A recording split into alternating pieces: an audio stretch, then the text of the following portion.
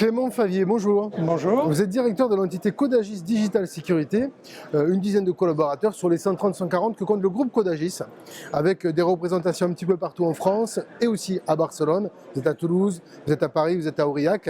Avec vous, on va parler évidemment de cybersécurité, puisque votre société est spécialisée dans le conseil, l'audit et le SOC en cybersécurité.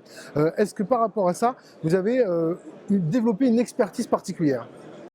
Alors sur la partie conseil, on va accompagner les clients dans tout ce qui est l'accompagnement à la réglementation, aux normes, faire partir sur une démarche progressive de définition d'une stratégie de cybersécurité avec une analyse de risque, une définition d'une stratégie, une politique, un schéma directeur.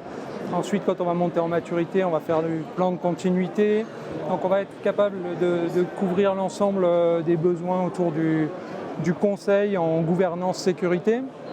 Après, au niveau de l'audit, on est en capacité de faire tout ce qui est audit de configuration pour faire un bilan d'une architecture technique, faire une recette d'infrastructure.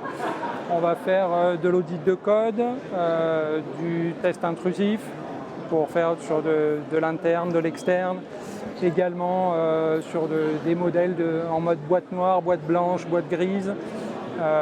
Et puis sur la partie SOC, effectivement, on a toujours cette approche un petit peu progressive à dire est-ce qu'il y a du besoin en entrée de gamme pour faire un premier bilan et ensuite accompagner jusqu'à du sur-mesure. Donc sur le SOC, pareil, on va avoir une entrée de gamme à faire de l'EDR, à sécuriser le poste de travail et faire du SOC dédié à du segment EDR. Et ensuite, adapter petit à petit et évoluer sur un peu plus d'infrastructure avec le XDR qui permet d'attaquer la périmétrie. Et ensuite, le SOC un peu plus modulaire et sur mesure à récupérer les logs d'une infrastructure un peu plus large, d'assets un peu plus sensibles et pour créer une stratégie de sécurité, encore une fois, de bout en bout, cohérente. Et donc, effectivement, au-delà de toute cette expertise et de cette connaissance, vous pouvez aussi vous appuyer sur les autres entités de Codagis. Tout à fait. Donc, au niveau du groupe, on a une entité qui s'appelle Codagis Intégration, qui est spécialiste dans l'intégration de solutions ITSM, ITAM, gestion de parc, gestion des services, ITIL et autres. Et donc on met ce thème au service du SOC et ça permet d'avoir une stratégie cohérente pour pouvoir détecter des incidents, avoir déjà une préqualification avec un inventaire enrichi, avec la sensibilité des assets et être cohérent par rapport à ça. Et de la même façon, on a l'entité Codagis Managed Services qui est spécialisée dans le service desk, le helpdesk et également les services managés, qui elle va nous apporter un socle sur lequel on va s'appuyer pour développer le service SOC. Donc c'est un peu notre centre de service interne qui est basé à Barcelone comme on l'évoquait et à Aurillac. Donc c'est ce qui nous permet aussi de nous développer en utilisant les synergies au sein du groupe.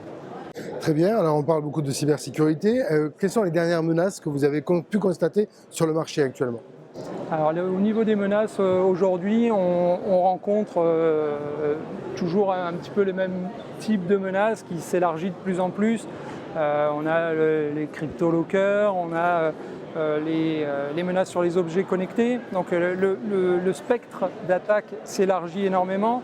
On a un peu plus récemment et un peu plus sévère tout ce qui est sur les microprocesseurs et les firmware typiquement. Donc il y a toute cette menace environnante sur laquelle on n'a pas encore de solution toujours clé en main pour résoudre. Et c'est là où le SOC prend son sens à détecter tout ce qui est des comportements anormaux, des montées de CPU, ce genre de choses. Donc ça nous permet d'identifier en amont des choses qui ne seraient pas forcément encore connues. Très bien, quel conseil vous donneriez justement à une entreprise qui veut se lancer dans sa propre cybersécurité ? Alors typiquement, une entreprise qui doit se lancer aujourd'hui dans la cybersécurité, le conseil qu'on va lui donner, c'est d'avoir une approche progressive et structurée et d'essayer de faire un premier audit, de se positionner en termes de maturité et d'essayer de progresser petit à petit en faisant étape par étape, mettre des solutions de sécurité là où c'est sensible, là où c'est critique, là où potentiellement rien n'a été fait.